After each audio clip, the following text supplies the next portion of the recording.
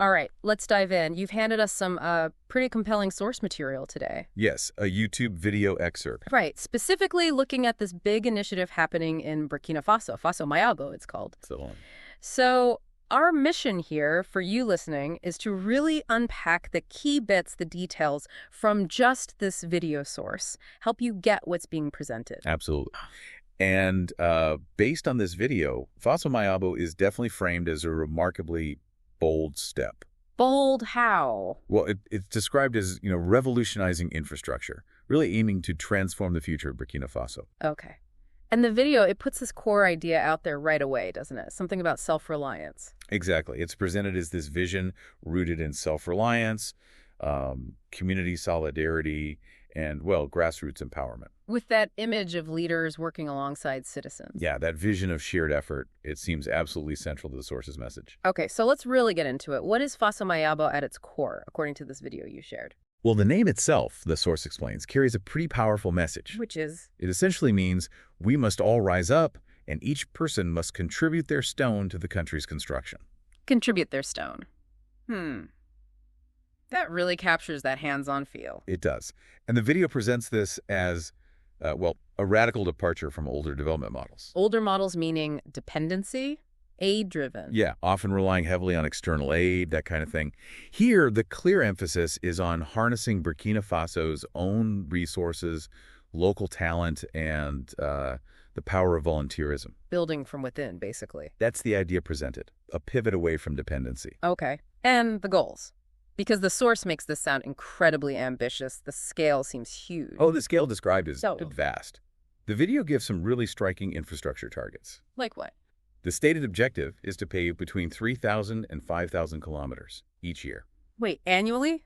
3,000 to 5,000 kilometers. That's a staggering target. That's the figure presented in the source, yeah. And the broader aim, of course, is building vital roads, highways connecting different cities across the country. The video also makes a really pointed link between this road building and the current security situation, right? How does it connect those? It's quite direct, actually. The source states pretty explicitly that these roads are needed, like more than ever, by the soldiers and fighters on the ground. Needed for operations, logistics? Seems so. It claims they contribute significantly. The figure given is over 50% to territorial reconquest efforts. Wow. So it's presented not just as economic or social connection, but as like a critical piece of national security. Precisely. So yes, beyond security, the source definitely underlines the economic necessity too. For whom? Producers, transporters, traders. The video really emphasizes that everyone needs these roads to function, to thrive. Makes sense. Is it purely about roads, though, or are there other aspects mentioned in the video? No, it's broader. The video includes other crucial elements, things it says are necessary for building a modern society. Such as? Things like sanitation and beautification of cities, also constructing housing, proper sanitation systems, creating green spaces. So a pretty comprehensive approach to building up the foundations. That's how it's portrayed, yeah. And the investment. Something this big must cost a fortune. What figures does the source give? Well, the video mentions that the first phase involves an investment of about 200 billion. 200 billion CFA francs, presumably. That seems implied, yes. Yeah. And what's quite remarkable is that the material discussed in this specific video excerpt, it's described as only about 1/5 of the material they expect to need just for this first phase. Only 1/5, so you really get a sense of the full scope they're aiming for. Definitely. Okay, so huge goals, significant investment. But the thing that really seems to stand out from this source is how it describes leaders getting involved, like physically involved. Tell us about that. Yeah, this seems to be where that contribute their stone idea really comes alive. The video highlights a specific event. When was this? May 31st, 2025. The Prime Minister and other government members reportedly joined local communities. Doing what? Just observing. No, that's the point. They were apparently manufacturing and laying the paving stones themselves. Seriously, the actual physical labor, government ministers getting their hands dirty? That's the picture painted in the video, yes. Yeah. It specifically mentions this happening in Ouagadougou. Yeah, exactly. It mentions visits to Zender High School, that's apparently where stones are produced, and then to a site where they were actually being laid. And what's the significance of that, according to the source? Seeing leaders do this. Oh, it's framed as an extremely powerful symbol. The video calls it leadership that doesn't just dictate from afar, but rolls up its sleeves and works alongside its people. Strong words. Yeah, it even calls it governance with heart and holds it up as, transformative leadership, leading by doing. Leading by example, quite literally building the groundwork. Exactly. And it wasn't purely symbolic, according to the video. There was also a concrete gesture of support noted. What was that? The government apparently donated 150 tons of cement, valued at about 15 million CFA francs, it says, to further strengthen the effort. Okay, so a mix of the symbolic leadership and some tangible resource support. Right. And it all powerfully reinforces that core idea the video keeps pushing. Which is? That development isn't something that's just, handed down. It's built together, brick by brick, or I guess stone by stone here. That collective effort message really comes through in the source's narrative. It's absolutely central. Now, the video makes a pretty strong claim that the impact is already visible. Where does it say you can actually see this? It points specifically to developments right in the Ouagadougou city center. Suggesting that if you were to visit the area, you'd already see what it calls these very beneficial developments. So tangible results already appearing, according to the source. And the paving stones themselves, you mentioned them being symbolic. Yeah, the video gives them a deeper meaning. They're described as more than just, physical materials, like symbols of unity and pride, representing the connections being built, the empowerment of the people involved. And does the video connect these visible results, the new roads, the paved areas, to broader outcomes like jobs, maybe? It does draw that line, yeah. It links the new infrastructure, both urban and rural, to things like jobs being created, skills being developed. So it's transforming more than just the streets. That's the claim.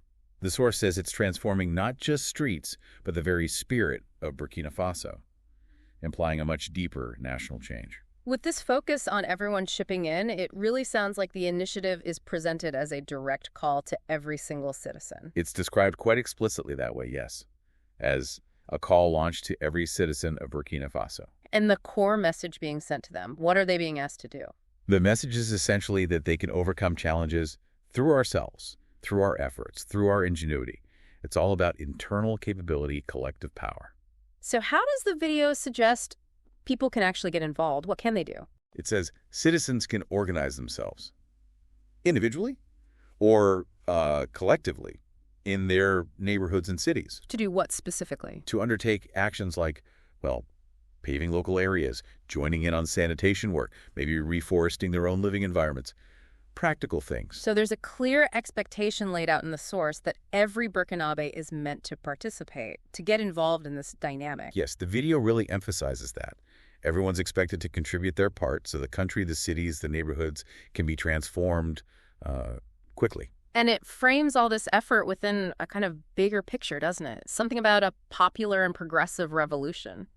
It does use that framing. The video positions the initiative within that idea. Saying what? Saying that every person is called upon to be an actor, not a passive witness in this national transformation. An actor, not a witness. That's a powerful way to frame citizen participation. It certainly is. Okay, and then finally, the video seems to look beyond Burkina Faso itself. It suggests Faso Mayabbo could be, a model for the rest of Africa? That's pretty much the concluding thought the video offers, yeah. It argues that other African nations could, and maybe should, learn from this initiative. And why does it see it as a model? What's the reasoning given? Because, in the video's view, it really demonstrates that development rooted in, genuine community participation and local ownership, that it's not just possible, but highly effective. So the idea is that other African countries facing similar challenges could potentially draw inspiration from this approach. Exactly. The video suggests they could adopt these kinds of principles to build what it calls strong, self-sufficient societies. Societies that can. That can stand tall against external pressures and carve their own destinies. That's the phrasing used. It really presents this as a potential pathway towards, self-reliance for the continent as a whole. That's the strong implication in the video's final words, absolutely. It wraps up saying Africa's greatest strength is its people uniting, taking ownership. Paving the way for a new Africa. Defined by, and I'm quoting here, its own hands, its own ingenuity, and its own unshakable resolve. That's quite a resonant closing statement presented in the source material. It is, yeah. Very powerful framing. So just pulling back then from this deep dive into the Faso Mayabbo initiative based specifically on the YouTube video excerpt you shared with us. Right, only on that source. We've explored this compelling vision of national self-reliance. We've looked at the ambitious, tangible goals, roads, housing, sanitation tied explicitly to security and economic needs. Yeah, and that powerful symbolism of leaders literally working alongside citizens, manufacturing stones, laying them down. Yeah, and how the video presents this whole thing as maybe even a potential blueprint for development across Africa, one rooted in local ownership. We've definitely seen how it's framed as this call to action for every single citizen, aiming to transform not just the physical stuff, but the very spirit of the nation. Through collective effort, through ingenuity. It's a narrative centered completely on internal capacity, on shared responsibility, driving progress, a powerful story of building from within. Absolutely, a very powerful story indeed.